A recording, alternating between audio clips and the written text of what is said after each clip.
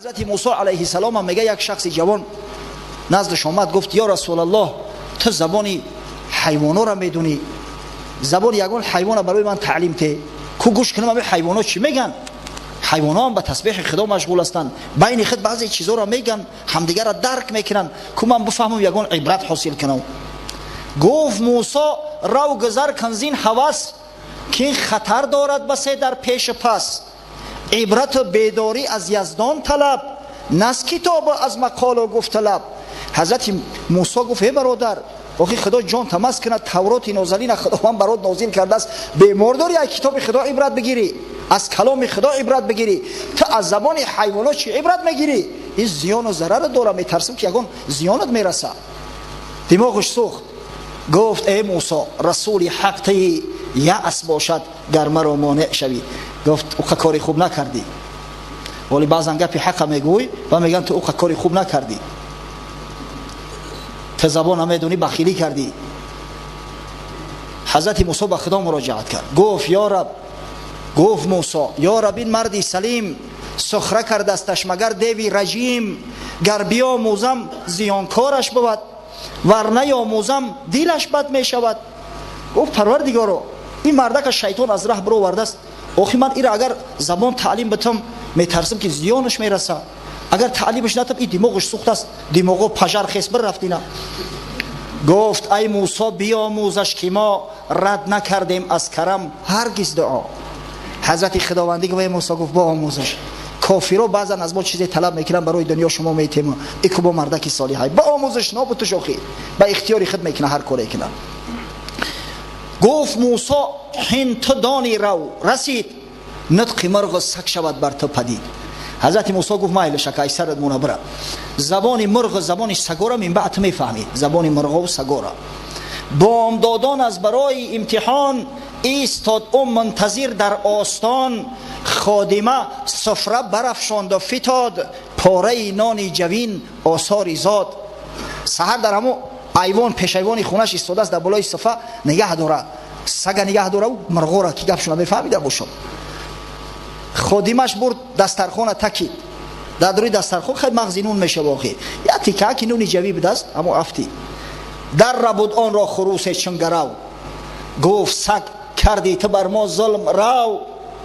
خروس جونور چقونتر ایوخی پرید اومد نون قبضت بر رفت، این بیچاره سگی تنبل تو رسید که نون بردیان. خروس گفت تجربه آدمی خوب نبوده، آخی خدای تعالی برای تو دانه و جو این قدر کیرم کلختی زمین مهیا کرده است، همه یک تکنون و یک گرد استخوان رزق روزی ما در همین رزق ما که تو چشم الو کردی برای تو آدمی خوب نبوده. گفت سگ کردی تو بر ما ظلم رو. پس خروسش گفت تن زنگه مخور که خدا بدهد عوض زینت دیگر. اسب این خواجه سقط خواهد شدن روز فردا سیر خر کم کن حزن. خروس گفت زیق نشه جورا پگه اسبش میبره حرام میبره. انا می گوشتی هموای دهنی سگ شکم سیری میزنی بے پروا باش. اسب رو بفروخت چون بشنود مرد. این خونه سوخته گوش کده است که گمشه میفهم آخی. اسب رو بفروخت چون بشنود مرد، پیش سگ شد آن خروسش روی زرد. این بیچاره شرمنده شد خروس. گفت فردا استرش گردد سقط، مرسگان را باشد این نعمت فقط. این گفت پروانه که پگه خشیرش میبره، خشیر نخرن آخی، خشیر هم برای سگای. زود استر را فروشید آن حریص، یافت از غم زیان آن دم محیص. ایگه پکشنی در آورد هم روز خشیرش هم فروخت. روز دیگر گفت سگ با آن خروس که امیری کاذبان با طبل کوس. روز دیگر سگ دید خروس گفت ها حریف چه کردی واهمهات که جا شد بچه ایت سرداری همی دروگوها بدستی. گفت استر را فروشید او شتاب، لیک فردایش غلام آید مصاب.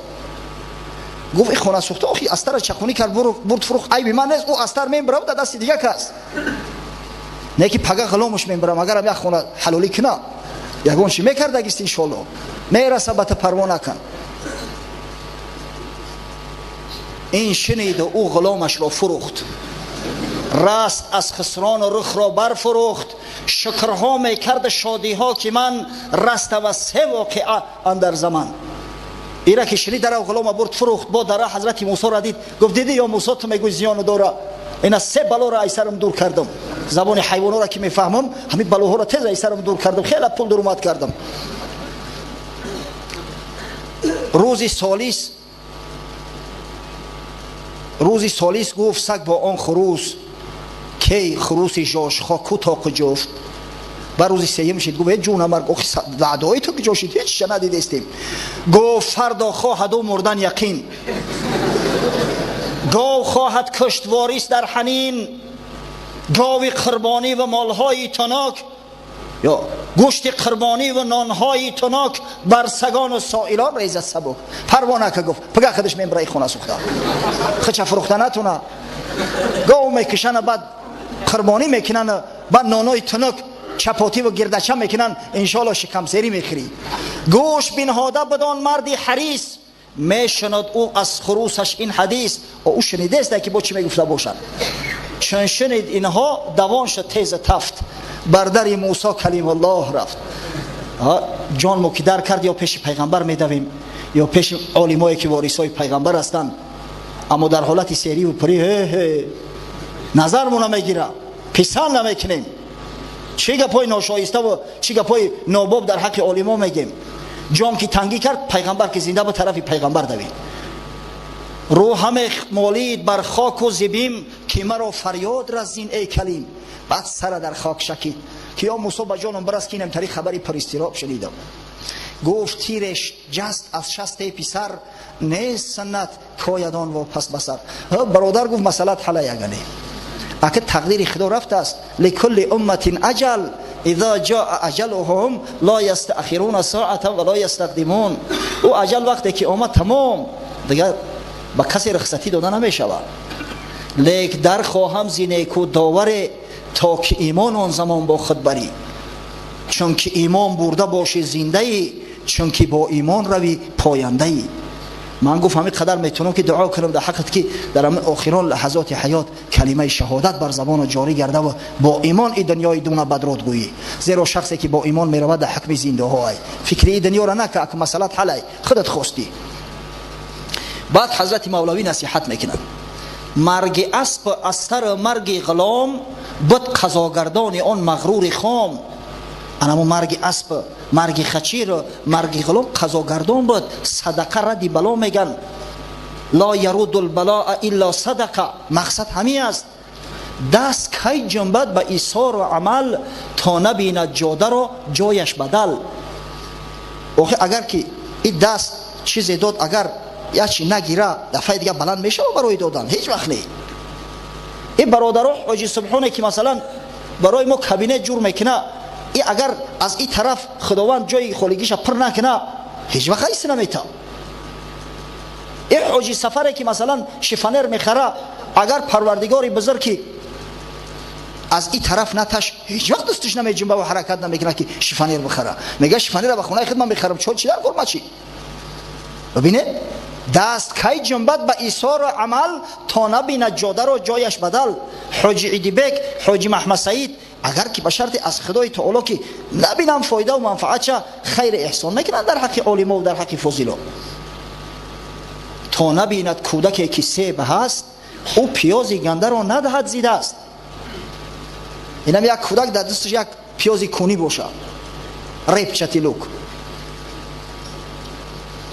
کوی دستش بکش بگی داد دفیغانش میبره گوشی فلک کار میکنه کبرای دستش بکش بگی نمیتاد.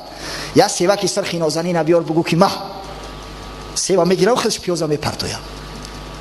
انا همین دادن زکات مال، دادن خیرات و صدقات حکم انا پیازی کونی را دوره در عوض خدا سبد میتا.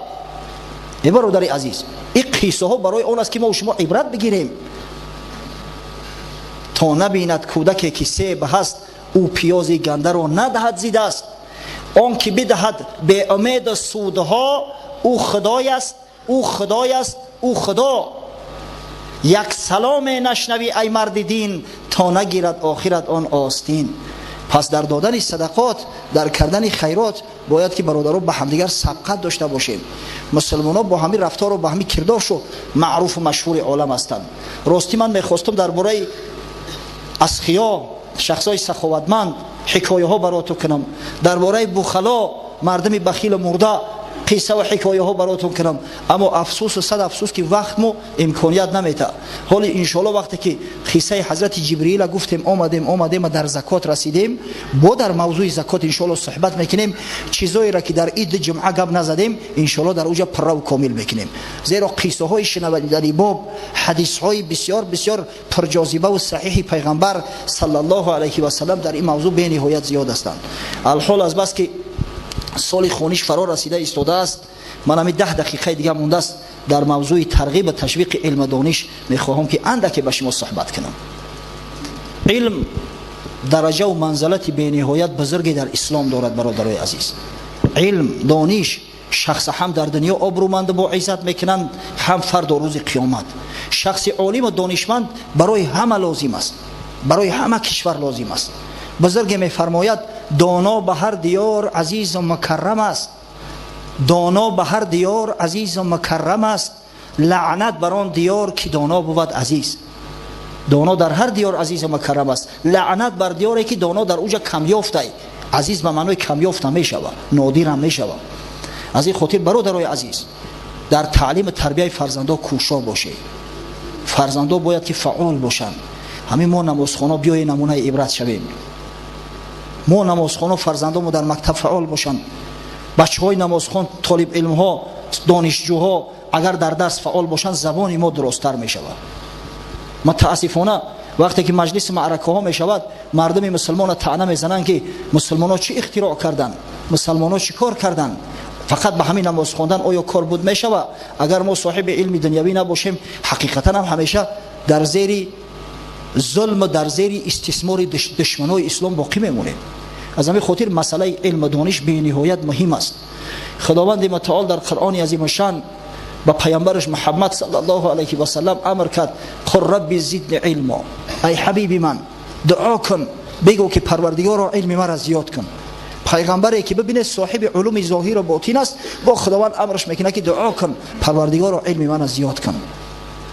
خدای بزرگ برای ترغیب تشویق علم و دانش به ما و شما مراجعت میکند هل یستوی الذین یعلمون والذین لا یعلمون.